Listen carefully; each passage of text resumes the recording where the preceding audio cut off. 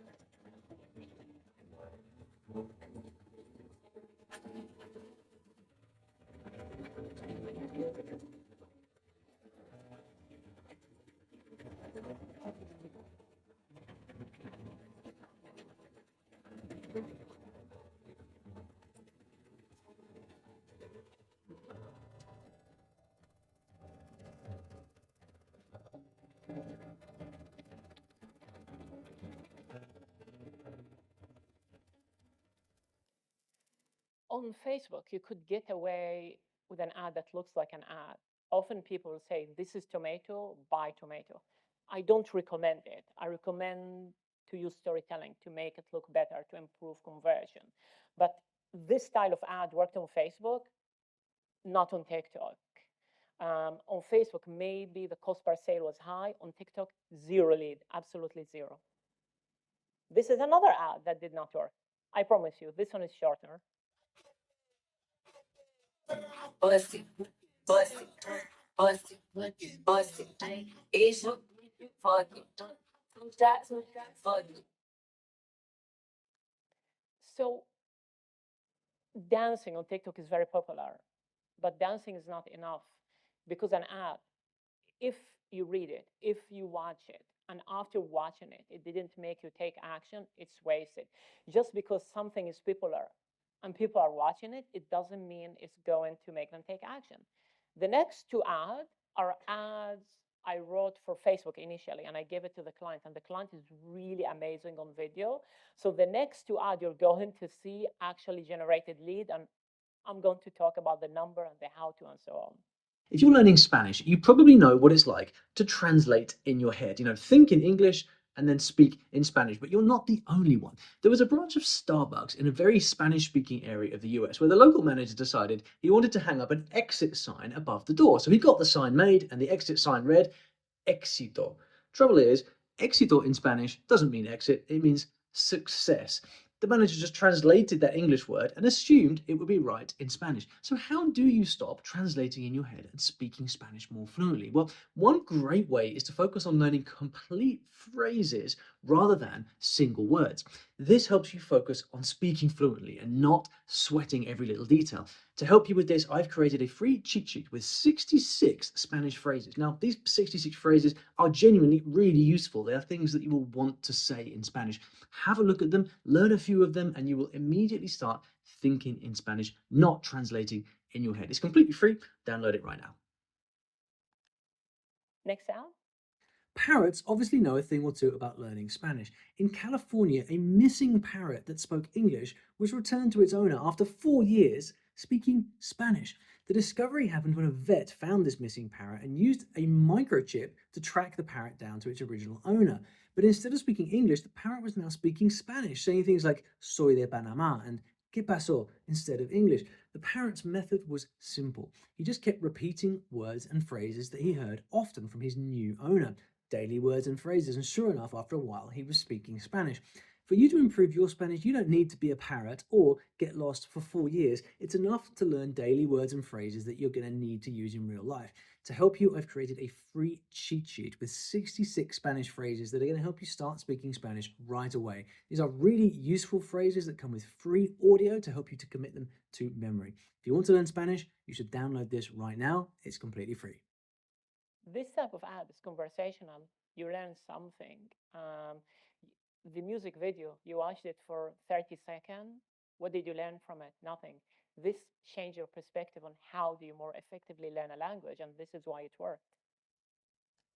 So when we started last year, so that's exactly almost 1 year ago, in September last year, the first 2 weeks we got 174 leads. We paid around £1.48, which is more than what we paid on Facebook.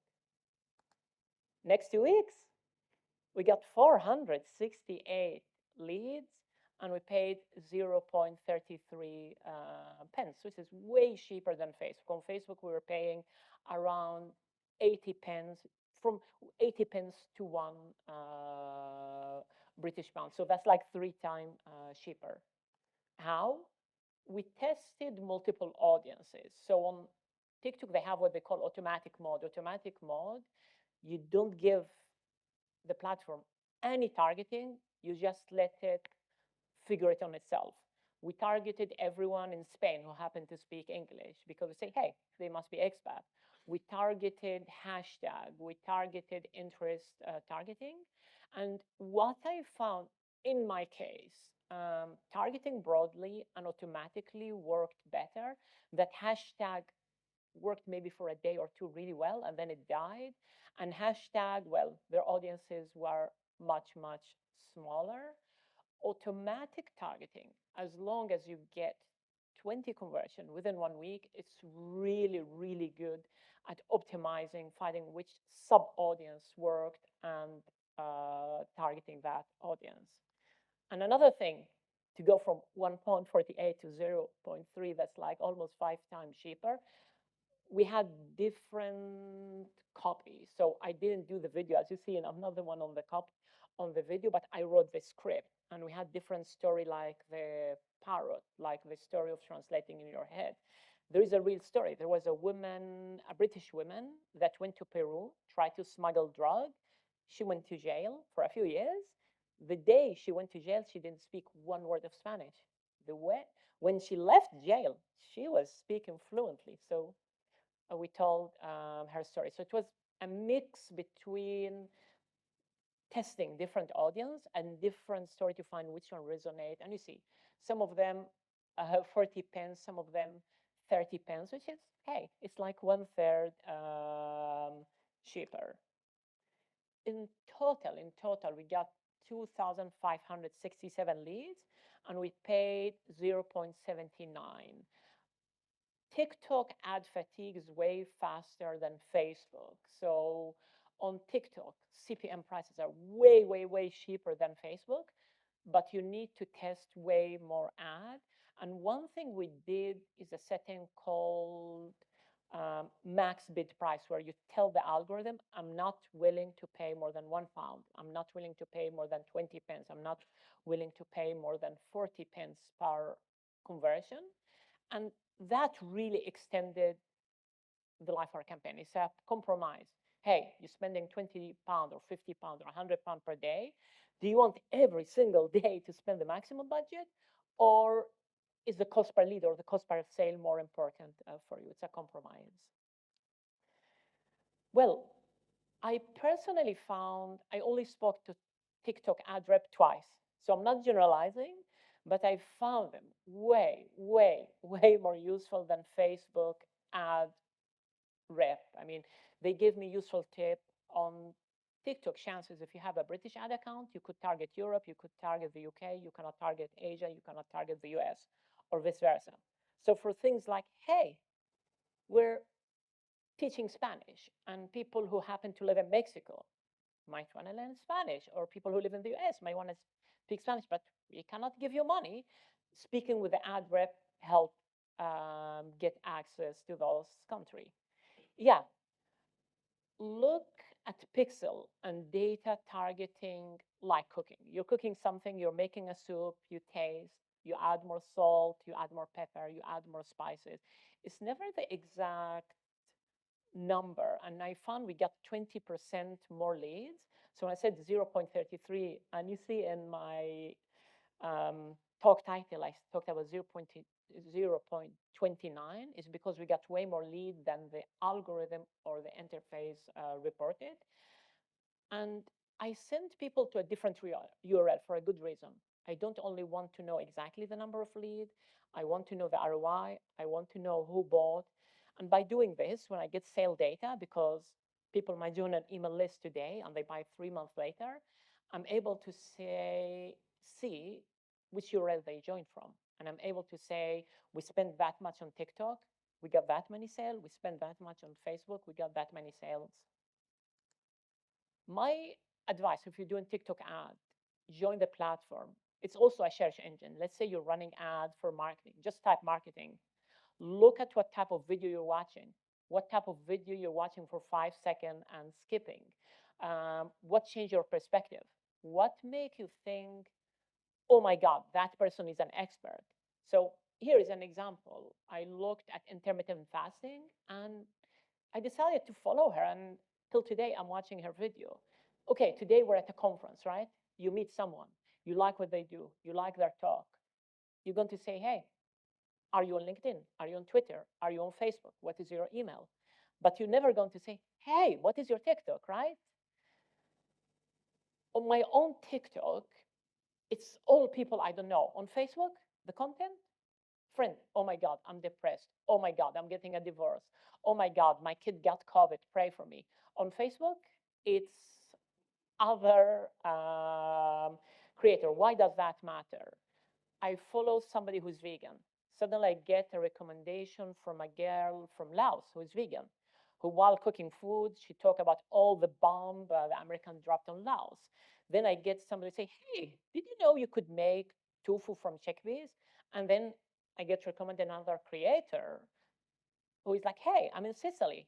I'm going to introduce you to food that are naturally vegan for the 100 years. What does that mean? If you remember the vegan ad that just said, eat vegan, why didn't it work? I am vegan myself. And why would I click, give my email, buy a course, if by being on the platform, I'm having 100 of vegan recipe that I could get without leaving the platform. So you try TikTok, you make a video, it doesn't work, forget about ads for a moment, join the platform, because ad is about disqualifying the competition and telling them why your ads are better. And if you don't know what the competition is doing, you're not going to succeed. If I go back to the person who's had the vegan ad, I did run ad for Facebook on him and not TikTok, so I know his story. He hates being on video. He hates being on camera. I know because nonstop say, do a webinar, do a webinar. I've seen webinars convert like crazy. He said, no, I don't want to show my face. And he ended up hiring an actor to do it. So his story is when he came vegan, he couldn't get in shape. Okay, he had pimple breakout. He would train. He would run for 1 hour per day. He would do muscles, and he's not in shape. And then it only worked when he figured the micronutrients, like you need to eat 40% fat, 20% protein, 10% maximum that. And if instead of saying, learn how to cook vegan. He went on the camera and said, hey, this is a picture of me 10 years ago. When I ate vegan, I thought I was healthy. Look at my skin, how horrible. And it only got better when I did etc. And suddenly people will relate to. So my advice, if it's not working, pretend you're a user. Don't just give up. And yeah, this is where you could check my content. And I finished 3 minutes early.